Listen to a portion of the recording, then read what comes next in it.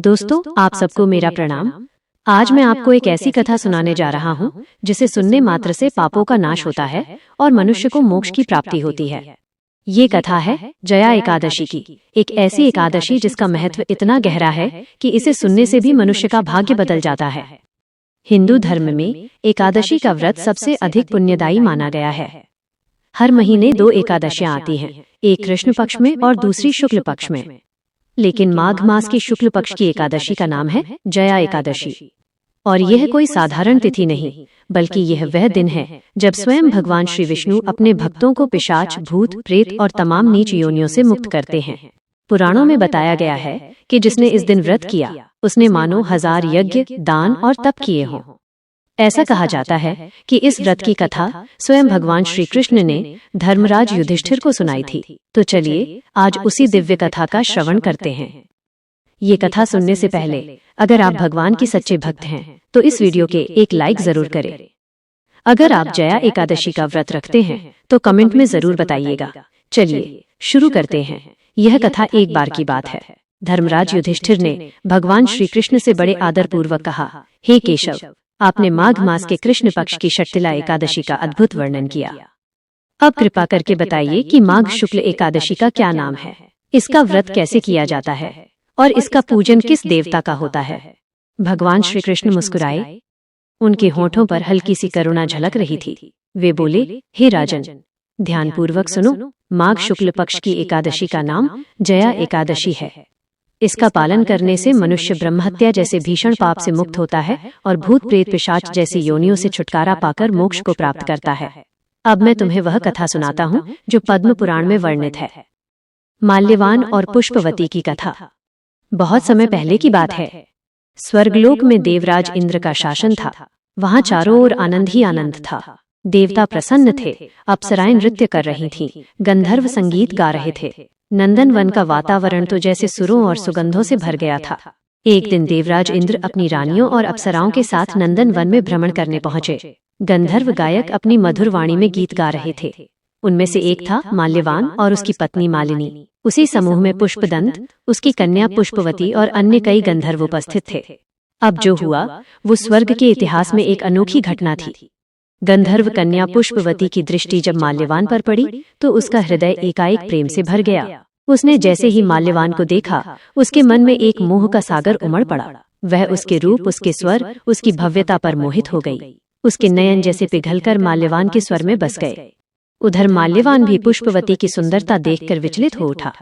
वो जानता था कि अभी हम इंद्रदेव के समक्ष गान कर रहे हैं, लेकिन उस पल उसका मन प्रेम के भंवर में डूब चुका था। दोनों एक दूसरे को देखते हुए गीत गाने लगे, पर उनके सुरताल बिखर गए। देवराज इंद्र, जो संगीत के रसिक थे, तुरंत समझ गए कि कुछ तो गड़बड़ है। उन्होंने देखा कि ये दोनों प्रेम में इतने खो गए हैं कि मेरे सम्मान में गान भी ठीक से नहीं कर पा रहे। उनका चेहरा क्रोध से लाल हो गया।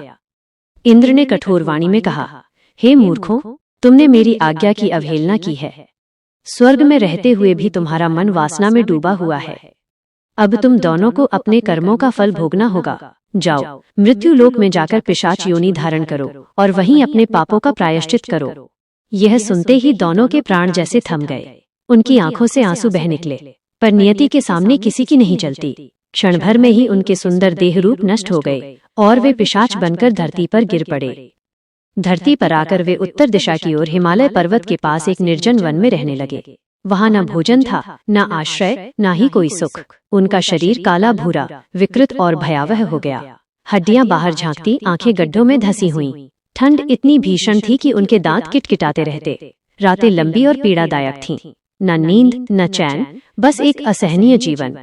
एक दिन पिशाच ने अपनी पत्नी से कहा, हे प्रिय, सोचो तो सही, हमने कौन सा ऐसा पाप किया था कि हमें ये भयंकर योनि मिली। कभी कभी लगता है कि नरक के दुख भी इस पिशाच जीवन से अच्छे थे। अब हमें किसी भी हाल में कोई पाप नहीं करना चाहिए। पुष्पवती ने सहमति में सिर हिलाया। दोनों प्रायश्चित भाव से दिन बिताने लगे।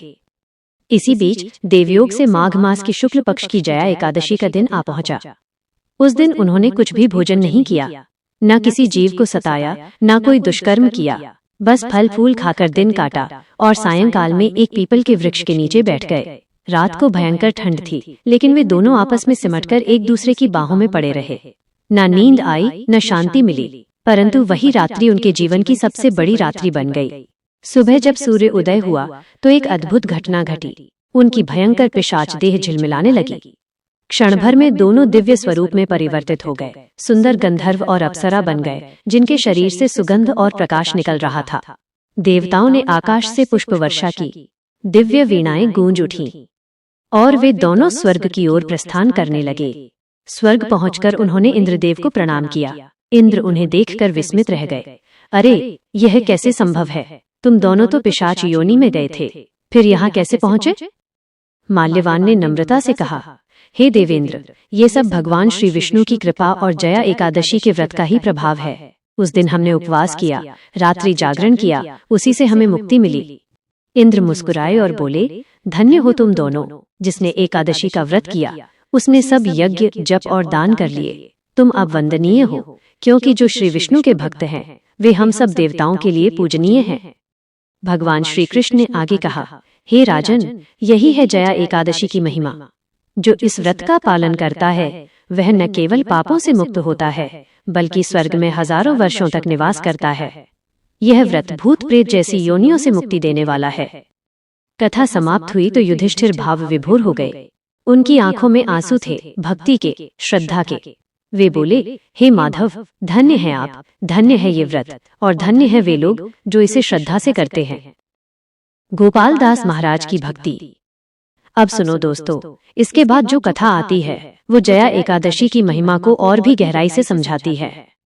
वो कथा है वृंदावन के एक संत महाराज की, एक ऐसे महात्मा की जिन्होंने भगवान श्री कृष्ण को अपने पुत्र के रूप में माना। वृंदावन की पवित्र भूमि, जहाँ हर कण में श्री कृष्ण का वास है, वहीं एक वृद्ध संत रहा करते थे। नाम था गोपाल दास महाराज।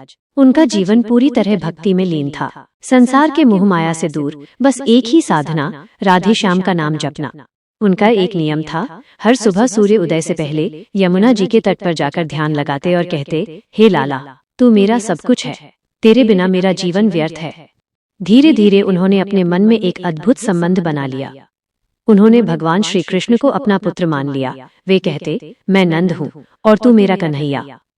वे मन ही मन हर समय उसी बालक कृष्ण की सेवा करते रहते।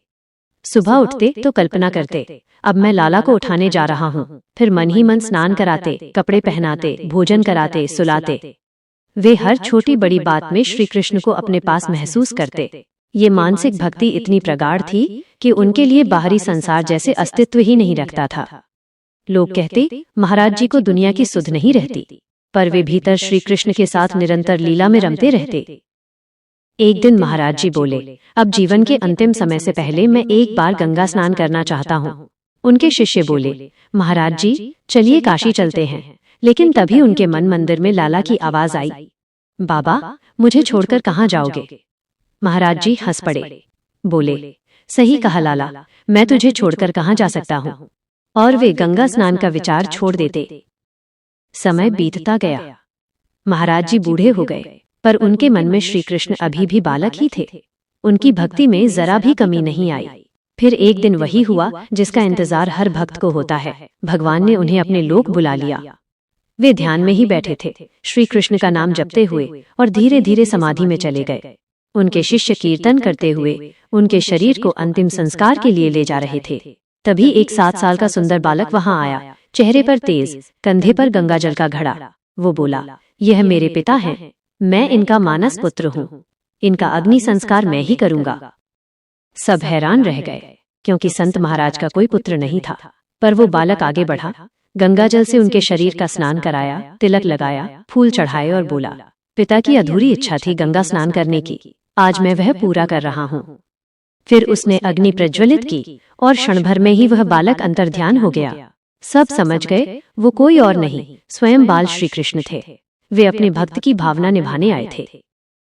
दोस्तों, यही है सच्ची भक्ति। भक्त जैसा संबंध भगवान से जोड़ता है, भगवान भी वैसा ही निभाते हैं। चाहे वो पुत्र का भाव हो, सखा का हो या प्रेमी का, जब मन सच्चा हो तो भगवान हर रूप में प्रकट होते हैं। तुलसी माता और गरीब किसान। और अब सुनिए अगली कथा, हरिवल्लभा तुलसी माता की। किसी गांव में एक गरीब किसान रहता था। उसका नाम था रामसुख। हर दिन वो मंदिर जाता और तुलसी माता की पूजा करता।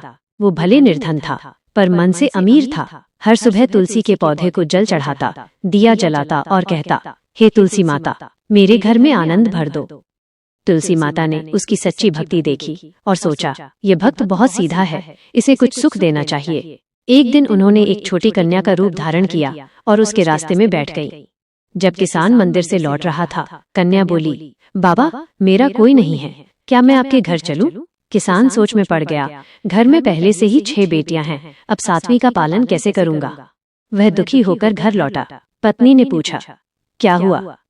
किसान बोला, मंदिर में एक कन्या बैठी है, कहती है कि वो मेरे घर चलना चाहती है, पर हमारे पास तो साधन ही नहीं। पत्नी मुस्कुराई और बोली, अरे इसमें चिंता की क्या बात है, जैसे 6 हैं वैसे 7वीं भी रह लेगी, भगवान की इच्छा होगी तो सब ठीक होगा। अगले दिन किसान मंदिर गया तो वही कन्या फिर मिली। इस बार उसने बिना सोचे कहा, चलो बेटी, घर चलो। जैसे ही वो कन्या उसके घर के आंगन में पहुंची, घर का वातावरण बदल गया। जहां पहले अभाव था, वहां अब संपन्नता छा गई। घर में अन्न, धन, वस्त्र और आनंद की वर्षा होने लगी। वो कन्या कोई और नहीं, स्वयं तुलसी माता थी। उन्होंने किसान के घर को आशीर्वाद दिया। समय बाता किसान की बेटियां विवाह योग्य हुईं। सबके लिए वर खोजने की तैयारी हुई। सबसे छोटी कन्या बोली, पिताजी, मेरे लिए वर कहीं और मत ढूंढना, आप शालिग्राम जी के मंदिर जाइए और भगवान से कहिए मेरी बारात लेकर आइए। किसान ने वैसा ही किया। शालिग्राम जी को प्रणाम कर प्रार्थना की, हे प्रभु, मेरी बेटी आपका वरण करना चाहती है। और चमत्कार देखिए, उसी रात मंदिर से दिव्य स्वर गूंजा, कल तुम्हारे घर बारात पहुंचेगी। अगले दिन गांव में धूमधाम मच गई। दिव्य स्वरूप में भगवान शालिग्राम आए और तुलसी माता ने कन्या रूप में उनसे विवाह किया। आकाश से पुष्प वर्षा होने लगी, देवताओं ने मंगल गान किया और वो घर सदा सदा के लिए धन्य हो गया। निष्कर्ष, जया एकादशी केवल व्रत नहीं है, केवल उपवास नहीं है, ये वो अवसर है जो आपके जीवन के हर दुख, हर बाधा, हर नकारात्मक ऊर्जा को दूर कर सकता है। सोचिए, अगर आप इस दिन सच्चे मन से व्रत करें, तुलसी माता और भगवान श्री कृष्ण की भक्ति करें, तो जैसे उस किसान के घर खुशियां आईं, वैसे ही आपके घर में सुख, समृद्धि और शांति आ जाएगी। जया एकादशी का व्रत आपके भाग्य को बदल सकता है। जो लोग पिशाच, भूत, प्रेत जैसी निचली शक्तियों से डरते हैं, उनके लिए यह व्रत असली मुक्ति की चाबी है। जो रुका हुआ काम, व्यवसाय या धन की कमी से परेशान है, उनके लिए यह व्रत साफ रास्ता खोल देता है। सिर्फ उपवास ही नहीं, बल्कि कथा श्रवण और सच्ची भक्ति से आपका जीवन भी बदल सकता है। जिस तरह गोपाल दास महाराज ने भगवान को अपने पुत्र रूप में देखा और उनका संपूर्ण जीवन बदल गया, वैसे ही आप भी अपने मन और जीवन में भगवान का स्थान दे सकते हैं। तो आज यही मैं आपसे कहना चाहता हूँ, अगर आप सच में अपने जीवन को सुधारना चाहते हैं, अपने भाग्य को मजबूत करना चाहते हैं, हर बुरी चीज से मुक्ति पाना चाहते हैं, तो जया एकादशी का व्रत करना न भूलें। फल तुरंत नहीं, लेकिन प्रभाव हमेशा रहता है। यह व्रत आपके जीवन को एकदम नई दिशा दे सकता है। और याद रखिए, जो भी इस व्रत को सच्चे हृदय से करता है, भगवान स्वयं उसके दुखों को दूर करते हैं, उसके जीवन में खुशियां और समृद्धि लाते हैं। तो दोस्तों, आज ही अपनी नियत मजबूत करें, जया एकादशी का व्रत करें और अपने जीवन को सच्चे अर्थ में बदलते हुए देखें। जय जया एकादशी। जय श्री कृष्ण।